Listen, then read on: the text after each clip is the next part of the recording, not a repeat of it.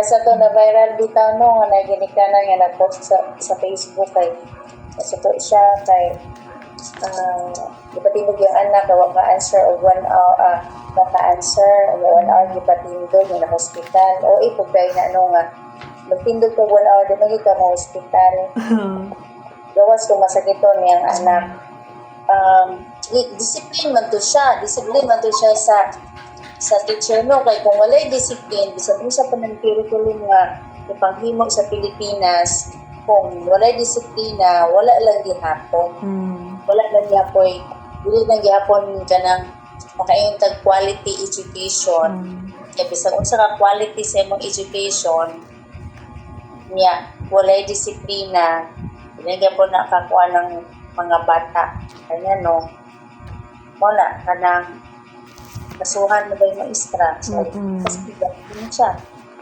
so man nga yun sa imong question gali ito number 5 na insights about removing MTB-MLE mo.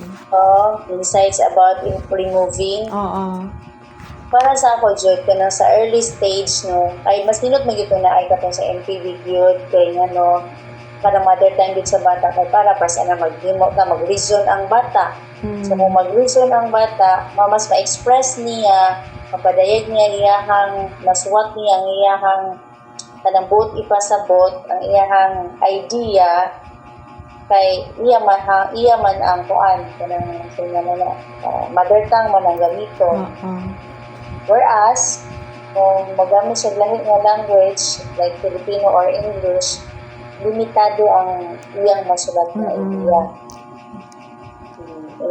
na siya manang akong pero para sa ako no wala gid ang wala diha sa remove or naa ang pinakakuan jud is kana sa atong education is ang disiplina kay kung wala disiplina mo dito ang mga maestra dili naman madisiplina kay kasuhan man dayon siya kasi gamay ra ang istorya sensitive man kayo so wala gihapon kay ang bata karon dili naman ganahan magtuon bisan gihungit na ang answer bisan gatubangan ang answer kay wala sa focus bisan unsa pa nga strategy ang gamiton basta kay kanang dili madisiplina ng mga bata samot na nga exposed na sila ron sa cellphones, gadgets.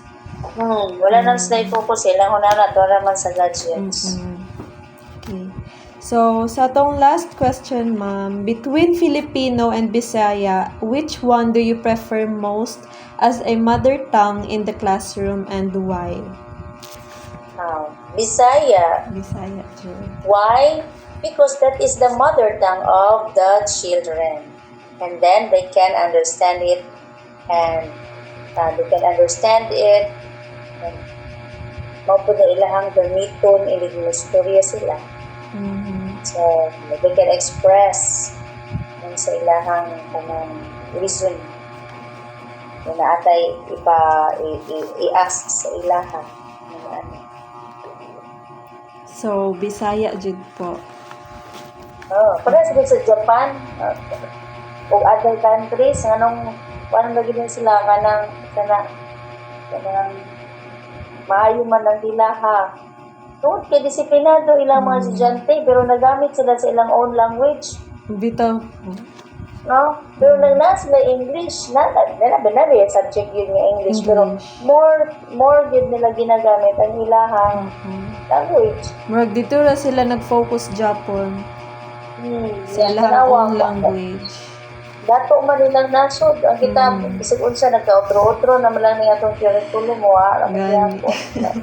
Miskandag. Oo.